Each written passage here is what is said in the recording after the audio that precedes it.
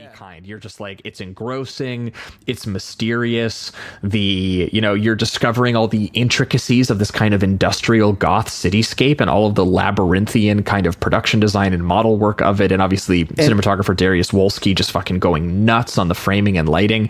And it's just all through the subjective disorientation of this amnesiac protagonist that you're sort of picking up on these details. And for me, that's like how atmospheric that is and how existential it is about navigating this environment, I think, is some of the best stuff in the movie. Yeah, and that, like, I think the mystery is what's so intriguing about it. I think I watched it. I'm assuming you watched too, the director's cut version of the film.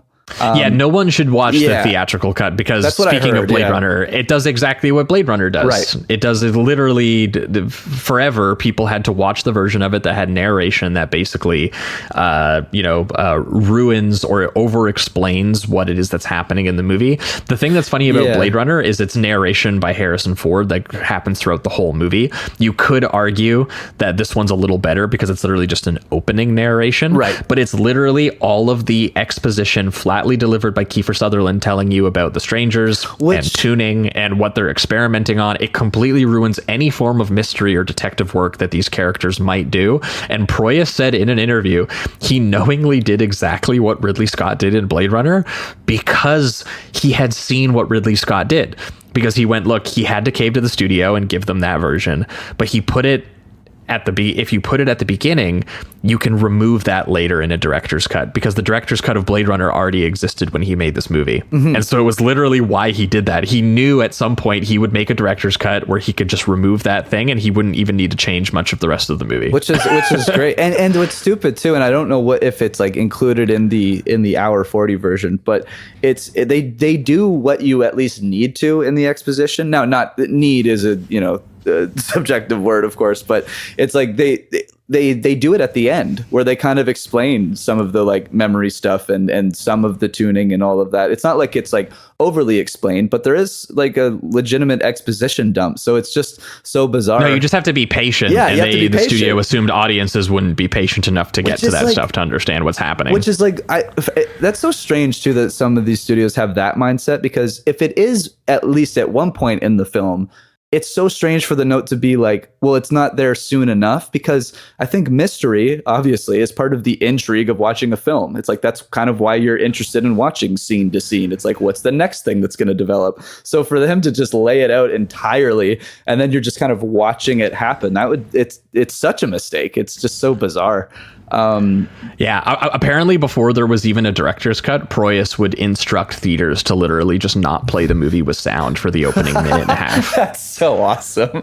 He's just sliding him a little note like, hey, we just do this, please. This will help the film. Yeah, because he said for a while there was no director's cut. So like if he was at like a revival screening that he was at, he would just tell the projectionist, don't play the opening like minute and a half of audio. Play the visual, because it's just the same shot of like looking at like space or whatever. Oh, okay. Or the sky. So yeah, it is, exactly. Okay, so what I'm assuming then, because the way it opens in the director's cut without the narration is just that awesome, which I love too, when you know the full context of the film, that they're kind of just giving it away right away. They're like, this is actually where you are. It's space. And then we're just going to move down into the actual city.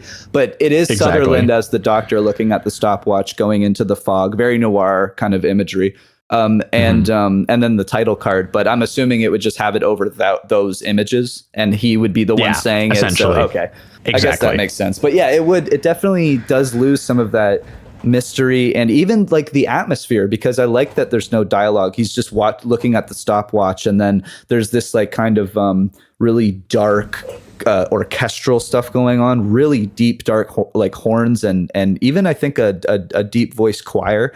It's almost Dune-like, to be honest, in just how it sounds. But yeah, I'm very glad that they went with that on the director's cut.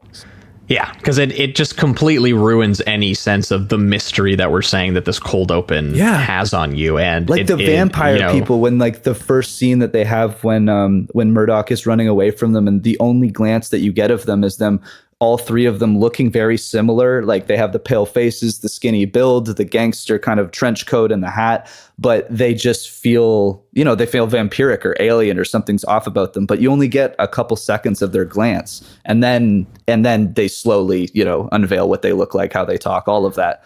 But it just gives you the sense of like you're watching a noir, but something's strange. Something's just different here, and it's scarier in a way. Yeah, because there is that's the sort of surreal details of the fact that there is a sort of subterranean extraterrestrial conspiracy taking shape here. And yeah, it's in the physical form of these like pale corpse men chasing him around like they're sort of like noir muscle. But yeah, the rest of it is like, look at the design of this hotel and the cityscape and the cobble alleys and the sort of neon lit sort of nightclub where his wife Emma, played by Jennifer Connelly, is performing like her lounge singer act. And these, just look at the hallways and arches and dingy walls and all this kind of stuff. And you definitely early on you are like, I am in a crime mystery film of some kind, and there's a sort of tonal intensity and a sense of dread and a mood to it that definitely feels like there's something bigger happening here. But you don't get that sense until you start picking up on little details, like him being chased by the strangers who try to knife him on like that sort of billboard platform next to the Shell Beach billboard. And instead he starts using his ability to tune, which is sort of telekinetic force that he has, that they have as well, and he like breaks the floor, causing one of them to hang beneath the billboard, and then breaks another skull open on like the clock dial on the billboard, and watches like that weird, like the actual alien itself, which is like a weird like jellyfish, like pop out of its brain, because they're essentially hijacking like corpses of humans to kind of look human, but they end up just looking like Nosferatu.